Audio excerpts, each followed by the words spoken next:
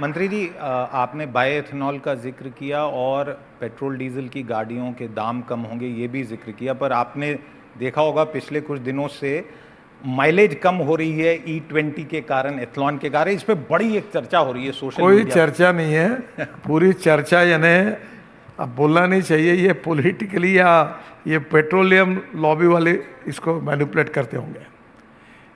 20% ethanol डालने के ऊपर देश में एक तो भी गाड़ी में तकरार रही कि आप नाम बताइए। अभी सीएम ने स्टेटमेंट निकाला है, सबने ऑलरेडी ARI ने निकाला हुआ है।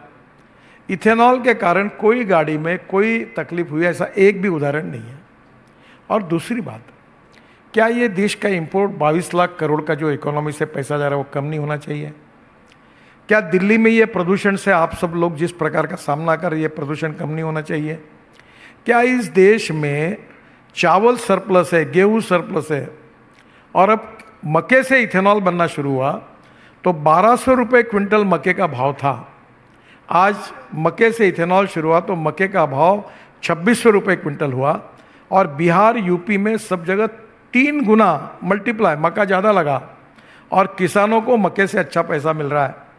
इससे रूरल एग्रीकल्चर सेक्टर में ग्रोथ आ रही है। जो 12% हमारा एग्रीकल्चर सेक्टर का कंट्रीब्यूशन है GDP में, वो हम 22% तक ले जाएंगे अगर diversification of agriculture towards energy and power sector होगा। तो मुझे लगता है इतना अच्छा होने के बाद कोई तकरार नहीं। मैं तो खुली चुनौती देता हूँ। अब ये कुछ ना कुछ इसको विरोध करने में किसी का इंटरेस्ट हो सकते हैं, पर उसकी चिंता मत करिए। ये सब बातों को ARI करके जो भारत सरकार की वो हर चीज़ को टेस्ट करती है, उनका रिपोर्ट आता है, फिर हमारी मिनिस्ट्री उसके स्टैंडर्ड्स तय करती है। और अभी ब्रिक कॉन्फ्रेंस में मैं ब्राज़ील गया था। ब्राज़ील में पेट्रोल पंप पर 100% पेट्रोल भी मिलता है, फिर 27% इथेनॉल डाले वाला पेट्रोल भी मिलता है, 100% इथेनॉल वाला भी मिलता है। अब फ्लेक्स इंजन आए हैं, टाटा, महिंद्रा, टोयोटो, हुंडई 11 कंपनियों ने अब लगभग ये फ्लेक्स इंजन तैयार किए हैं। और अभी कल मेरे यहाँ कंस्ट्रक्शन इक्विपमेंट की मैन्युफैक्चर की मीटिंग हुई, और अगले सप्ताह में एग्रीकल्चर इक्विपमेंट वालों की हो रही है। और किर्लोस्कर ने, मैं 11 तारीख को पुणे जा रहा हूँ, और किर्लोस्कर ने generator set 100% ethanol flex fuel पर वो तैयार किया, वो लॉन्च करने जा रहा हूँ। तो आप आने वाले समय में हमारे देश में स्वदेशी, स्वावलंबन और आत्मनिर्भर भारत बनना चाहिए। हम ऊर्जा को आयात करने वाला नहीं, ऊर्जा को निर्यात करने वाला देश बनना चाहिए। हमारी इकोनॉमी मजबूत बननी चाहिए। उस दिशा में हमारी सरकार मोदी जी के नेतृत्व में आगे जा रही है। 1,14,000 करोड़ रुपए ये किसानों को इसके कारण मिले, इथेनॉल आने के कारण, और 1 लाख करोड़ भारत सरकार की बचत हुई क्योंकि इथेनॉल डालने से।